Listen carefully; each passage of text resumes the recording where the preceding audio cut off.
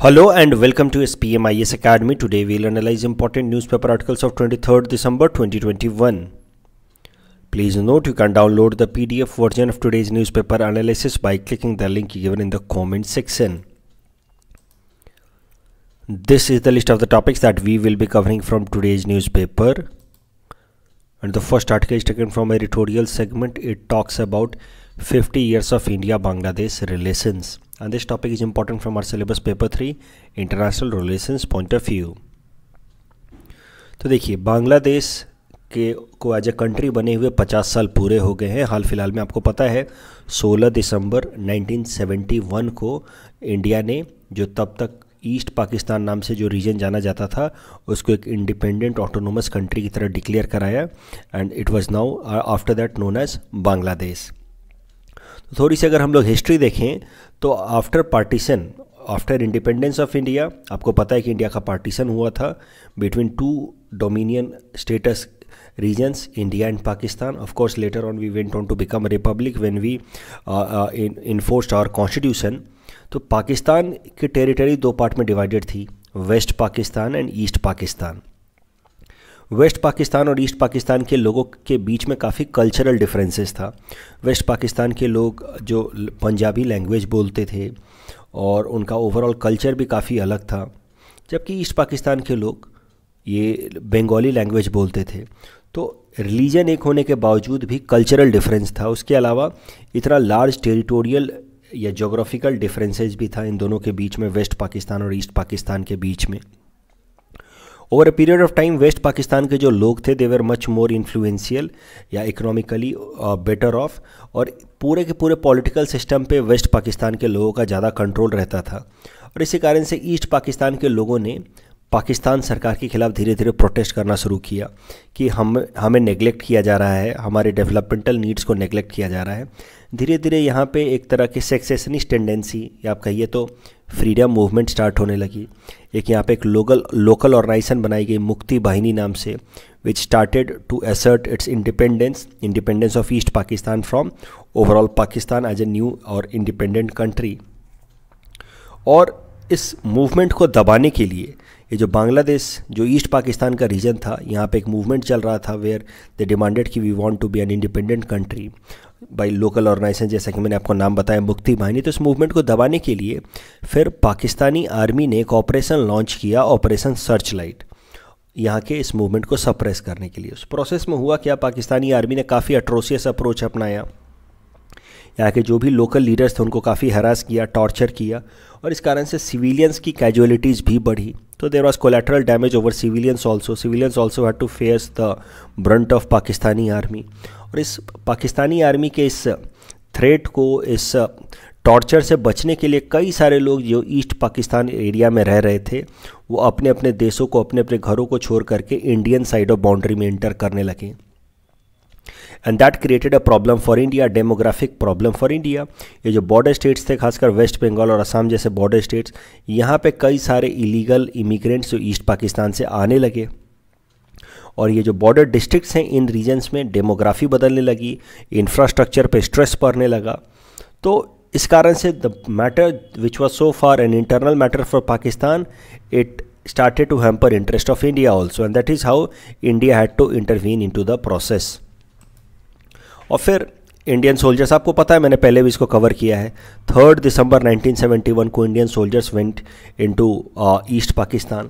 हुआ क्या, इसके पीछे की बैकग्राउंड मैंने आपको बताई। 3 दिसंबर के आसपास जब न्यूज़पेपर एनालिसिस मैंने किया था कि 3 दिसंबर को पहले पाकिस्तान ने इंडिया के ऊपर अटैक किया, क्योंकि पाकिस्तान को एक बात पता चल गई थी कि अब इंडियन आर्मी जो है वो ईस्ट पाकिस्तान के अंदर ऑपरेशन प्लान कर रही है। तो पाकिस्तान ने इंडिया के ऊपर पहले अटैक किया, एक एयर अटैक हुआ इंडिया के ऊपर। The operation was known as operation Chengiz Khan, जिसमें पाकिस्तान ने इंडिया के वेस्टर्न सेक्टर पे एयर अटैक किया। तो इंडिया ने तो एयर अटैक का जवाब दिया ही दिया, साथ ही साथ Indian forces entered into east Pakistan. फिर इंडियन फोर्सेज ईस्ट पाकिस्तान में घुसे 3 दिसंबर को, और 16 दिसंबर तक पाकिस्तानी सोल्जर्स को हमने सरेंडर कराया। हमारे तरफ से इंडियन सोल्जर्स, इंडियन आर्मी को रिप्रेजेंट करते हुए यहाँ पे आप देख सकते हैं general JS Arora, Pakistani army general Niazi को सरेंडर कराते हुए, साथ ही साथ इंडिया ने पाकिस्तानी आर्मी को सरेंडर कराया। 93,000 उनके प्रिजनर ऑफ वॉर बनाए और पाकिस्तानी आर्मी को सरेंडर कराने के बाद इंडिया ने ये जो अभी तक का ईस्ट पाकिस्तान वाला एरिया था इसको एक इंडिपेंडेंट कंट्री बांग्लादेश डिक्लेयर कर दिया। तो एक बात तो तय है कि इंडिया ने सीधा सीधा रोल प्ले किया है in birth of Bangladesh as a country, and that is why India was the first countries, one of the first countries to recognize Bangladesh and establish diplomatic relations with Bangladesh। Pakistan ने बाद में बांग्लादेश को identify किया। Of course अगले साल जब Shimla agreement हुई India और पाकिस्तान के बीच में, इंडिया ने कहा कि हम आपके 93,000 जो प्रिजनर ऑफ वॉर हमने आपके सोल्जर्स को पकड़े हैं उनको हम छोड़ देंगे, लेकिन उसके बदले में आप बांग्लादेश को एक इंडिपेंडेंट सोवरेन कंट्री की तरह आइडेंटिफाई कीजिए। वैसे भी पाकिस्तान के हाथ से ईस्ट पाकिस्तान निकल चुका था, तो पाकिस्तान ने इस बात को अग्री कर लिया और उसने बांग्लादेश को एक इंडिपेंडेंट कंट्री की तरह, सोवरेन कंट्री की तरह आइडेंटिफाई कर लिया। तो इस तरीके से इंडिया ने एक मेजर रोल प्ले किया in the birth of Bangladesh, and that is why initial years में इंडिया और बांग्लादेश के रिलेशंस काफ़ी अच्छे थे। एक साल बाद ही 1971 में बांग्लादेश के बर्थ के बाद 1972 में India and Bangladesh signed treaty of friendship and cooperation. लेकिन थोड़े टाइम बाद धीरे धीरे इंडिया और बांग्लादेश के रिलेशंस ख़राब होने लगे। वहाँ पे भी कैसा होने लगा कि एक सेंटिमेंट, लोकल जो पॉलिटिकल पार्टीज़ थीं उन्होंने एक सेंटिमेंट लेना शुरू कर दिया। देखिए, अगर आप बांग्लादेश की पॉलिटिक्स को समझेंगे तो आपको पता चलेगा कि यहाँ पे जो मेजर पॉलिटिकल पार्टी है वो है अवामी लीग, और अवामी लीग उस टाइम के अवामी लीग मूवमेंट को इंडिया ने सपोर्ट किया। तो अवामी लीग जो वहाँ की पार्टी है वो हमेशा प्रो इंडिया रहती है, इंडिया के फेवर में रहती है। तो उसके अगेंस्ट जो दूसरी पॉलिटिकल पार्टी राइज हुई, बीएनपी, बांग्लादेश नेशनलिस्ट पार्टी, वो काफ़ी रेडिकल तरीके से राइज हुई। आप समझिए तो काफ़ी कंजर्वेटिव विचार हैं उसके। वो यहाँ के जो लोकल लोग हैं उनको हिंदू मुस्लिम के बातों पे भड़काती है, कम्युनल आइडियाज़ को प्रमोट करती है, और वो वहाँ की जो मेन पार्टी अवामी लीग उसके ऊपर एलिगेशन लगाती है कि अवामी लीग जो है वो पूरी तरह से इंडिया के एलाइज की तरह काम कर रही है, एक सैटेलाइट स्टेट की तरह काम कर रही है। सरल शब्दों में कहें तो अवामी लीग वाले भारत सरकार के चमचे हैं, और वहाँ पे वो लोग हिंदू मुस्लिम का कार्ड प्ले करके बांग्लादेश नेशनल पार्टी बीएनपी जो है वो इंडिया के खिलाफ और या एंटी इंडिया सेंटिमेंट्स क्रिएट करने की कोशिश करते हैं। तो ये है उनकी लोकल पॉलिटिक्स कि मेन जो पॉलिटिकल पार्टी ऑफ कोर्स वो प्रो इंडिया है, लेकिन जो अपोजिशन की जो पार्टी है बीएनपी वो वहाँ के लोकल लोगों के हिंदू मुस्लिम वाले सेंटिमेंट्स को, मुस्लिम सेंटिमेंट्स को भड़काती है और इंडिया के खिलाफ वो फिर उनको चार्ज करती है, और इस तरीके से वो अपनी पॉलिटिकल इंटरेस्ट को फुलफ़िल कर रहे हैं। और यही चीज़ हुआ धीरे धीरे। इंडिया ने इतना मेजर रोल प्ले किया बांग्लादेश के इंडिपेंडेंस में, लेकिन धीरे धीरे ये कम्युनलिज्म के कारण इंडिया और बांग्लादेश के रिलेशंस में ट्विस्ट आने लगे। एक मेजर कन्फ्लिक्ट आया या मेजर डिफरेंसेस आए इन 1975 बिकॉज ऑफ फरक्का बराज। तो फरक्का बराज एक तरीके का डैम जो हमने हुगली नदी के ऊपर, गंगा आगे जाकर के दो पार्ट में टूट जाती है, हुगली एंड पद्मा जाकर के बांग्लादेश में इंटर करती है, जबकि हुगली जो है वो आगे कोलकाता से होते हुए जाकर के फिर वो बे ऑफ बंगाल में ड्रेन होती है, और दोनों पद्मा और हुगली मिल करके ये सुंदरबन डेल्टा बनाते हैं। तो इंडिया ने अपने साइड के इस हुगली रिवर पे एक बराज बनाया, फरक्का बराज। फरक्का बराज इसलिए बनाया गया ताकि जो एक्सेसिव सैंड गंगा नदी लेकर के आती है, एक्सेसिव सैंड को यहाँ पे सेपरेट किया जा सके फरक्का बराज से, ताकि ये सैंड आगे जाकर के इकट्ठा ना हो, क्योंकि बहुत ज़्यादा सैंड इकट्ठा होने से कैसा होता है कि कोलकाता पोर्ट काम नहीं कर पाता है। बहुत ज़्यादा सैंड होने के कारण वाटर की डेप्थ बहुत कम हो जाती है, वाटर काफ़ी सैलो हो जाता है, और फिर शिप्स यहाँ पे ठीक से चल नहीं पाते हैं। तो कोलकाता पोर्ट को फंक्शनल बनाए रखने के लिए हमने फरक्का बराज बनाया। लेकिन बांग्लादेश के अंदर ये मैटर जो है वो उसको अलग तरीके से प्रेजेंट किया गया। बांग्लादेश ने इस फरक्का बराज कंस्ट्रक्शन को अपोज किया। बांग्लादेश ने कहा कि आप फरक्का बराज की मदद से पानी को डाइवर्ट कर रहे हैं towards Hooghly river, you are diverting our water from Padma river towards Hooghly river and you are utilising more water. जबकि ये एलिगेशन में कोई बहुत ज़्यादा सब्सटेंस नहीं था, लेकिन जो वहाँ की लोकल अपोजिशन पार्टीज़ हैं जो कम्युनल सेंटिमेंट्स पे खेलती हैं, उन्होंने इस तरह के आइडियाज़ को प्रमोट किए। और Bangladesh ultimately took this matter to United Nation General Assembly also. United Nation General Assembly asked both parties to settle the issue on bilateral issues. बोले आपस में समझ बूझ करके इस मामले को निपटा लीजिए। तो आप देख सकते हैं कि 3-4 सालों में ही इंडिया बांग्लादेश के रिलेशन धीरे धीरे ख़राब होने लगे। और फिर एक मेजर और ट्विस्ट आया 1979 में, जब आसाम के अंदर मूवमेंट स्टार्ट हुआ अगेंस्ट इलीगल बांग्लादेशी इमिग्रेंट्स, तो यहाँ पे एक मूवमेंट स्टार्ट हुआ कि बांग्लादेशियों को आइडेंटिफाई कीजिए और इनको वापस इंडिया से बाहर भेजिए। तो naturally it created a kind of friction between India and Bangladesh. और फिर तमाम वाटर शेयरिंग डिस्प्यूट्स धीरे धीरे शुरू हुए। देखिए, इंडिया और बांग्लादेश के बीच में कम से कम 57 ऐसी नदियां हैं जो ट्रांस बाउंड्री रिवर्स हैं, मतलब जो इंडिया से होते हुए बांग्लादेश में इंटर करती हैं। और इस कारण से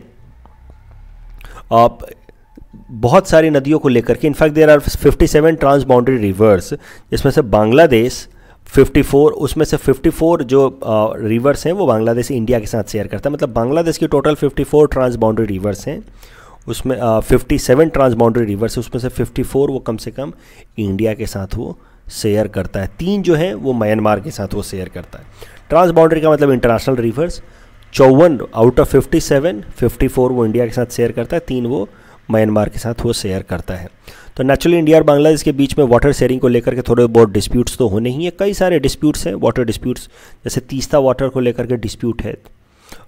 टिपाईमुख डैम जो हमने बराक रिवर पे बनाया है उसको लेकर के बांग्लादेश कई सारे ऑब्जेक्शंस रेज करता है। तो इन सब मुद्दों के कारण भी धीरे धीरे इंडिया और बांग्लादेश के बीच में थोड़े डिफरेंसेस आने लगे। चौथा मेजर डिस्प्यूट है रिगार्डिंग दिस मैरीटाइम रीजन। आपको पता है ये जो बे ऑफ बंगाल वाला एरिया है ये मैरीटाइम एरिया है। किसी भी दो कंट्री के बीच में, किसी भी कंट्री का जो कोस्टल एरिया होता है उससे 12 नॉटिकल माइल्स तक का जो एरिया माना जाता है according to United Nation conventions on laws of sea, उसके कोस्टल एरिया से 12 नॉटिकल माइल्स तक का एरिया माना जाता है इट्स टेरिटोरियल वाटर। उसके कोस्टल एरिया से 24 नॉटिकल माइल्स तक का, यानी कि 12 नॉटिकल माइल्स तक तो टेरिटोरियल वाटर है, 12 नॉटिकल माइल्स से लेकर के 24 नॉटिकल माइल्स तक को बोला जाता है कॉन्टिग्यूअस जोन। और टेरिटोरियल एरिया से या बाउंड्री से आप कह सकते हैं कोस्टल एरिया से 200 नॉटिकल माइल्स तक को बोला जाता है एक्सक्लूसिव इकोनॉमिक जोन। अब बांग्लादेश और इंडिया को लेकर के, क्योंकि हम लोग यहाँ पे कॉमन मैरीटाइम एरिया शेयर करते हैं बे ऑफ बंगाल में, तो हमारे लेकर के डिस्प्यूट हो गया कि हमारे इन दोनों देशों का कहाँ तक टेरिटोरियल वाटर होगा, कहाँ तक एक्सक्लूसिव इकोनॉमिक जोन होगा, क्योंकि इस फॉर्मूले के हिसाब से इंडिया और बांग्लादेश के जो मैरीटाइम बाउंड्रीज हैं वो ओवरलैप करते हैं। तो ये मामला दोनों ही देशों के बीच में कन्फ्लिक्चुअल रिलेशंस डेवलप कर दिया।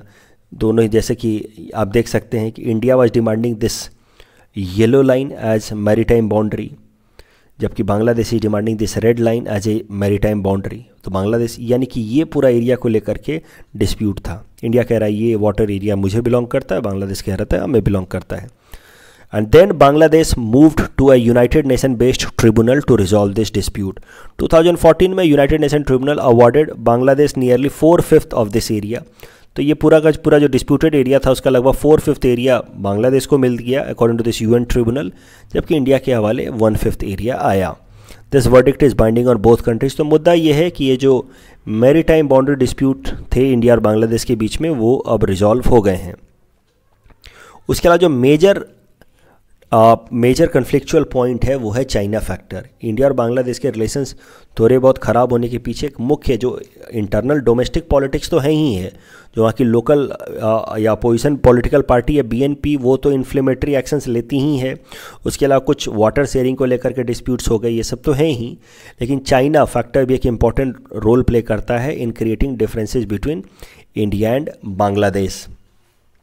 देखिए, बांग्लादेश धीरे धीरे प्रो चाइना होता जा रहा है और उसके पीछे चाइना की चेकबुक डिप्लोमेसी कुछ हद तक रिस्पॉन्सिबल है। चाइना बहुत सारे बेनिफिट्स, इकोनॉमिक बेनिफिट्स बांग्लादेश को पास कर रहा है।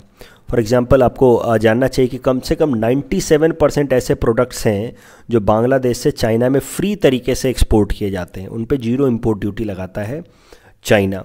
तो China is using its chequebook diplomacy, सरल शब्दों में कहें तो अपने पैसे का ताकत दिखा रहा है। वो using economic aid and investment in order to get diplomatic favour from Bangladesh. Bangladesh का चिटगोंग पोर्ट जो है वो चाइना डेवलप कर रहा है under its belt and road initiative. तो इसी कारण से ये जो मामला, ये हमारे जितने भी पड़ोसी देश हैं वो धीरे धीरे प्रो चाइना हो रहे हैं। It is a matter of concern for India. Pakistan तो anyway is all weather friend of China, और चाइना इसको लो कॉस्ट डिटरेंस की तरह इस्तेमाल करता है अगेंस्ट इंडिया। सस्ता ये हथियार है, समझ लो। तो पाकिस्तान को कुछ पैसे दो और वो इंडिया को ट्रबल करने के लिए रेडी हो जाता है। सो ये सब टर्म जो है वो मेरे खुद के नहीं है, these are technical terms used by strategist like C Raja Mohan या हैप्पी मॉन जैकब। तो ये सब टर्म आप एग्जाम में लिख सकते हैं कि Pakistan and China are all weather friends and China uses Pakistan as a low cost deterrence against India. China खुद से भिड़ने के बजाय पाकिस्तान को कुछ पैसे दे देता है इंडिया को ट्रबल करने के लिए। नेपाल भी धीरे धीरे आप देख रहे हैं कि नेपाल कम्युनिस्ट पार्टी जो वहाँ की मेन डोमिनेंट पार्टी है, धीरे धीरे वो प्रो चाइना होती जा रही है। पिछले साल आपने देखा कि अननेसेसरी नेपाल ने काला पानी डिस्प्यूट को इंटरनेशनलाइज कर दिया। श्रीलंका के अंदर भी आप देख रहे हैं कि श्रीलंका की जो पार्टी है, जो वहाँ के राजपक्षा ब्रदर्स हैं जो मेनली अभी वहाँ पावर में हैं, they are known for having pro China stand. और बांग्लादेश भी धीरे धीरे प्रो चाइना होता जा रहा है because of the economic policies of China, checkbook diplomacy of China. तो this is a matter of concern for India. ऐसा देश जिसकी आज़ादी हमने कराई है, जिसके पूरे बर्थ में हमारा रोल है, वो भी धीरे धीरे प्रो चाइना होता जा रहा है। वहाँ की जो डोमेस्टिक पॉलिटिक्स है वो एंटी इंडिया सेंटीमेंट को प्रमोट कर रही है। So it's a matter of concern for India. देखते हैं some of the instances of checkbook diplomacy of China towards Bangladesh. तो इन मई 2020 चाइना बैक्ड जो एशिया इंफ्रास्ट्रक्चर इन्वेस्टमेंट बैंक है, वैसे तो एशिया इंफ्रास्ट्रक्चर इन्वेस्टमेंट बैंक में इंडिया भी एक मेंबर है, लेकिन चाइना के शेयर सबसे ज़्यादा हैं, उसने $250 मिलियन का लोन अप्रूव किया बांग्लादेश को। China became the top trading partner of Bangladesh in 2015। China's investment in Bangladesh is total up to $38 billion. तो ये तमाम चीज़ें इंडिकेट कर रही हैं कि कैसे चाइना अपना इकोनॉमिक पावर का इस्तेमाल कर रहा है in order to influence Bangladesh. Bangladesh joint belt and road initiative of China, Chittagong port जैसा कि मैं पहले भी बताया मैंने आपको, is being developed by China under belt and road initiative. China is building Bangladesh first smart city named Purvanchal. तो बांग्लादेश के अंदर स्मार्ट सिटी आ रही है पूर्वांचल जो चाइना डेवलप कर रहा है। Other infrastructural developments being taken up by China in Bangladesh are like Chinese economic and industrial zone, the Payra power plant, 8th China Bangladesh friendship bridge and international exhibition centre. ये तमाम developments China Bangladesh के अंदर लेकर के आ रहा है। इस ऐसे हालात में इंडिया को क्या करना चाहिए? इंडिया को तो सबसे पहले अपने जो भी आउटस्टैंडिंग वाटर शेयरिंग डिस्प्यूट्स हैं बांग्लादेश के साथ, इसको रिजॉल्व करने चाहिए। साथ ही साथ इंडिया को अपने कल्चरल, इकोनॉमिक और पॉलिटिकल टाइज बांग्लादेश के साथ स्ट्रेंथन करने चाहिए। देखिए, हम लोग बांग्लादेश के साथ अब बिल्कुल चाइना के टक्कर का चेकबुक डिप्लोमेसी तो इस्तेमाल नहीं कर सकते, क्योंकि हमारे पास उतना रिजर्व फंड भी नहीं है। और उसके अलावा बहुत ज़्यादा चेकबुक डिप्लोमेसी का इस्तेमाल करने से कैसा होता है कि लोकल सेंटिमेंट जो होते हैं वो हर्ट होते हैं लोगों के, और कंट्री को कहीं ना कहीं रियलाइज़ होता है कि वो अपनी सोवरेनिटी लूज़ करें तो लॉन्ग टर्म में उसके नेगेटिव बैकलैश के भी चांसेज रहते हैं। इंडिया को rather than countering China's chequebook diplomacy with its own economic reserve, India को अपना कल्चरल या जो हमारा कल्चरल रिलेशन है बांग्लादेश के साथ, पीपल टू पीपल टाइज है बांग्लादेश के साथ, या फिर हमारी जो लॉन्ग बाउंड्री है उसका एडवांटेज उठाना चाहिए, क्योंकि हमारे साथ ट्रेड करने के लिए बांग्लादेश को कम खर्च लगेगा, चाइना के साथ ट्रेड करने के लिए बांग्लादेश को ज़्यादा खर्च लगेगा, ट्रांसपोर्टेशन कॉस्ट। तो जो हमारे एडवांटेजेज हैं cultural and geographical advantage with Bangladesh over China, हमें उसको लेवरेज करना चाहिए। The next article is taken from international segment. It is about World Press Freedom Index, and this topic is important from our syllabus paper 1 essay point of view. It is also important for political science optional students. तो देखिए, world press freedom index क्या होता है पहले ये समझ लेते हैं। ये एक रिपोर्ट है जो हर साल एक इंटरनेशनल एनजीओ जिसका नाम है रिपोर्टर्स विदाउट बॉर्डर्स वो पब्लिश करते हैं। एक पेरिस बेस्ड ऑर्गेनाइजेशन है, एक इंडिपेंडेंट एनजीओ है, and it works in consultation with UNESCO. नाम से जैसा कि आप देख रहे हैं पूरे दुनिया भर में वर्ल्ड प्रेस फ्रीडम में अलग अलग देशों को वो रैंकिंग देते हैं कि अलग अलग देशों में वर्ल्ड प्रेस रैंकिंग है कितनी, वो अपने अपने अलग अलग देशों में प्रेस को कितनी आज़ादी है, ये रैंकिंग दी जाती है अंडर दिस ओवरऑल रिपोर्ट। तो इफ़ यू सी, दुनिया के 180 देशों को इसमें रैंकिंग दी जाती है on the basis of amount of freedom available to the journalist and the press in their country. So of course it is not an indicator of the quality of journalism, उस देश में कितनी अच्छी journalism हो रही है इसकी indicator तो नहीं है ये, लेकिन इसका इंडिकेटर ये ज़रूर है वर्ल्ड प्रेस फ्रीडम इंडेक्स कि अलग अलग देशों में प्रेस को कितनी आज़ादी है अपने ओपिनियन को एक्सप्रेस करने के लिए। अगर इंडिया में आप देखें तो इंडिया की रैंकिंग काफ़ी ख़राब है in World press freedom Index. India has been ranked 142 out of 180 countries in World press freedom Index 2021। पिछले साल भी हमारा रैंक 142 ही था। और पिछले कुछ सालों में हमारा रैंक लगातार गिर रहा है। 2016 में हमारी रैंक थी 133 विच वॉज रिलेटिवली बेटर, और धीरे धीरे हमारी रैंक खराबी हो रही है। So India is categorised in amongst the difficult situation countries as far as press freedom is concern. तो इंडिया कुछ ऐसे देशों में है, देखिए जैसे ये टोटल 5 कैटेगरी में बांटा गया, good situation, satisfactory, noticeable problems, difficult and very serious. तो इंडिया इस कैटेगरी में आता है जहाँ के प्रेस की सिचुएशन जो है वो डिफ़िकल्ट सिचुएशन है। दुनिया के कुछ एक ऐसे देश हैं जैसे नॉर्वे, फिनलैंड वगैरह, वहाँ पे प्रेस की फ्रीडम बहुत ज़्यादा है, they are top ranked countries. अब करंट न्यूज़ देखते हैं।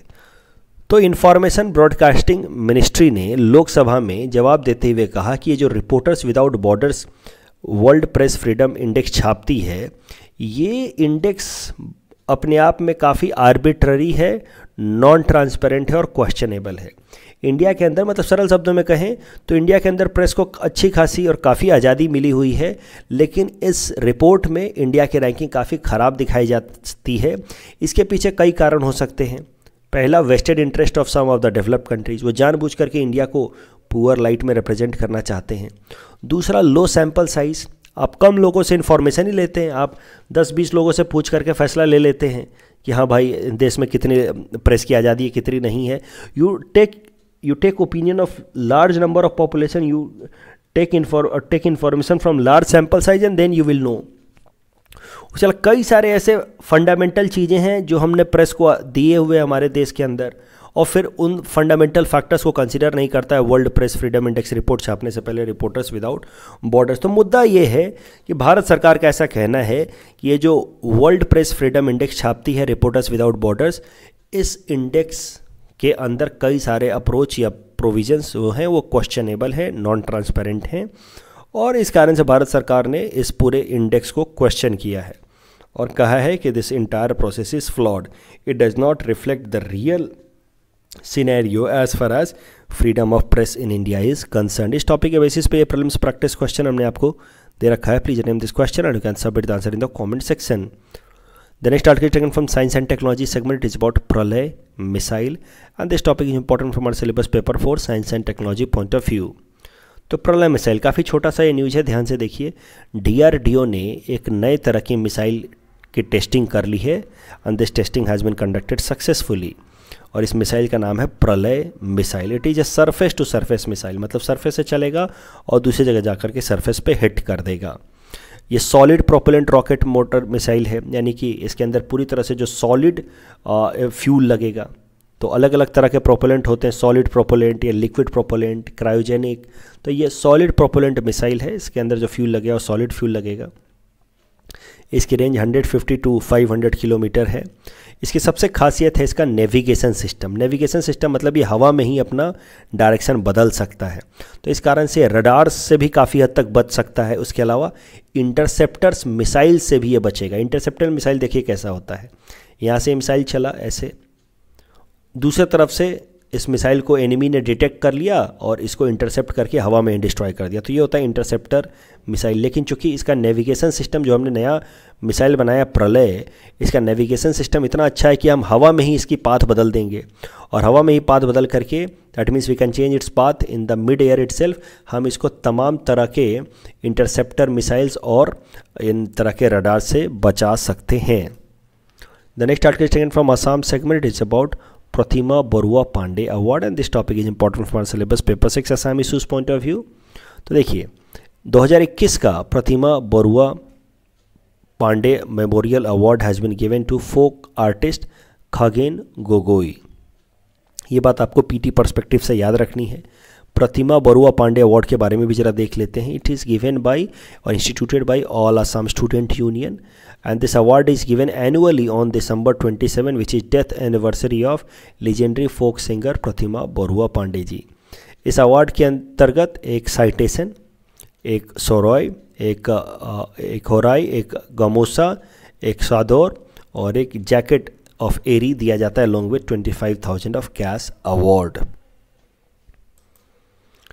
कल जो हमने आपको प्रैक्टिस क्वेश्चन दिया था उसका आंसर देख लेते हैं। Gabriel Boric is related to Chile, and Mahajan Commission is related to Maharashtra Karnataka border dispute, And which of the following statements are true about concept of special category states? It is mentioned in Indian Constitution, wrong. And 14th Finance Commission actually recommended to discontinue it, so both statements are wrong. Correct answer is option D. That's all from our side for today. Thanks for watching.